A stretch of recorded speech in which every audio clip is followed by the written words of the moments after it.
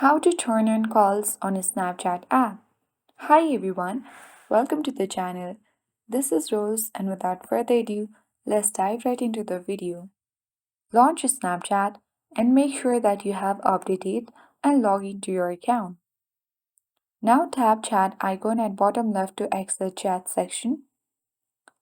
If you want to turn on calls for individual chat, you can easily tap and hold particular Snapchatter. Select chat and notification settings. Now choose notification settings and make sure that you toggle the button off for mute calls. Tap the on button and this will let you turn on calls for individual Snapchatters. For application, you have to tap and hold Snapchat app and then select I button to access app info section of a Snapchat. Now select manage notification and make sure to turn on the button.